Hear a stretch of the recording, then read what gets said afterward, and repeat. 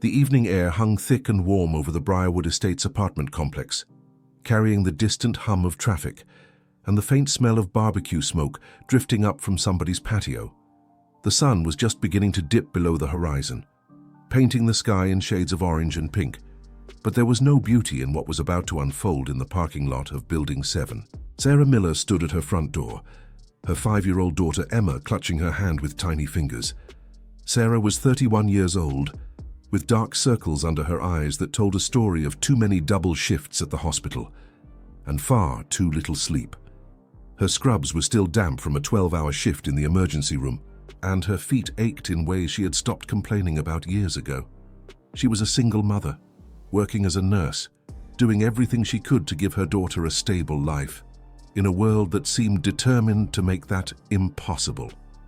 Before we go any further, if you believe in kindness, second chances, and standing up for what is right, make sure to like, comment, share, and subscribe to this channel, and tell us in the comments where you are watching from, because stories like this remind us that humanity still exists in every corner of the world, even in the most unexpected places. Standing in front of Sarah was Richard Harding, the landlord of Briarwood Estates, a man whose expensive suit probably cost more than 3 months of Sarah's rent. He was holding a clipboard and wearing the kind of smile that had no warmth behind it. Beside him stood 2 men in uniform, there to make sure the eviction went smoothly. "You have 48 hours to vacate the premises," Richard said, his voice flat and professional. "The terms of your lease clearly state that you cannot have visitors who create a disturbance or intimidate other tenants." Sarah felt her heart drop into her stomach. "What visitors? What are you talking about?" Richard adjusted his glasses and looked at his clipboard. "Multiple complaints have been filed about motorcycle crews visiting your apartment, loud bikes, intimidating men in leather, frightening the other residents. This is a family-friendly community. Miss Miller, we have standards." "Those are my brothers," Sarah said, her voice cracking. "My brother Jake and his friends from his motorcycle crew. They came to tune up my ride when it broke down last month. They came to help me move furniture. They have never caused any trouble." Richard shrugged, completely unmoved. "Regardless, their presence violates the terms of your lease. You have 48 hours. He turned and walked away without another word, leaving Sarah standing in her doorway with tears streaming down her face, and her daughter asking why Mommy was crying. What Richard Harding did not know, what he had not bothered to find out before throwing a single mother and her child onto the street, was that Sarah's brother Jake was not just any motorcycle enthusiast. Jake Miller was the road captain of the local Iron Riders chapter. And those men who had visited Sarah to help her move furniture and tune up her ride were not just friends, they were brothers, in the truest sense of the word. When Jake found out what happened, he did not yell, he did not threaten, he simply made a few phone calls. The next morning, Richard Harding arrived at his corporate office downtown feeling pleased with himself. He had 3 other evictions scheduled for the week, all tenants who did not fit the image he wanted for his properties. Business was good. Oh, and he was already planning how to raise the rent on Sarah's apartment once she was gone. Then he heard it, a low rumble, like distant thunder. Except it did not stop. It grew louder, closer, until it was shaking the windows of his office building. Richard walked to the window and felt his blood turn to ice. Motorcycles, hundreds of them.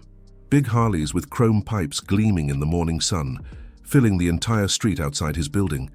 Leather vests everywhere, and on every single one of them, the unmistakable patch of the Iron Riders. He counted them as they kept coming. 50, 100, 150, 200. They just kept coming, until every inch of pavement around his building was covered with bikes and riders. And they were not just at his office. His phone started ringing off the hook, his property managers calling in panic from every single one of his 12 properties across the city. The same scene everywhere, motorcycles surrounding buildings, blocking parking lots, engines idling in perfect unison. As single rider approached the front door of Richard's office, he was a mountain of a man with arms like tree trunks, and tattoos crawling up his neck. His cut was worn and weathered, and the patches on it told the story of decades in the crew. He walked into the lobby like he owned the place. "Mr. Harding?" the man rumbled, his voice deep and steady. "My name is Jake. I believe you met my sister Sarah yesterday. You threw her and my niece out on the street because my brothers and I came to help her tune up her ride." Richard was shaking so badly he could barely speak. "I did not know. I did not realize." Jake held up a hand. "You did not bother to know. You saw men on motorcycles, and you assumed we were criminals. You saw leather and tattoos. And you decided we did not belong in your family-friendly community. You never asked who we were. You never asked why we were there. You just decided to throw a hard-working nurse and her little girl onto the street." He stepped closer, and Richard backed against the wall. "Here is what is going to happen," Jake continued.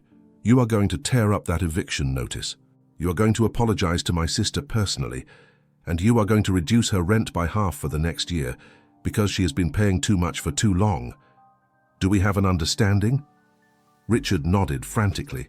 Yes, absolutely, whatever you want."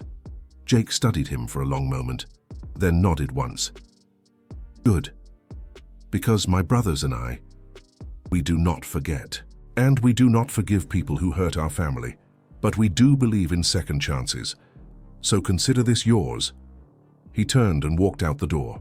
Within minutes, the rumble of 200 motorcycles began to fade as the Iron Riders rode away, leaving Richard Harding slumped against his wall when trembling, and completely changed.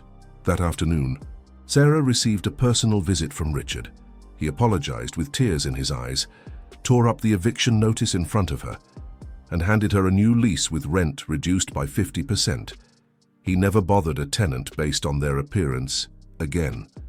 And before we end, we have one special request for you.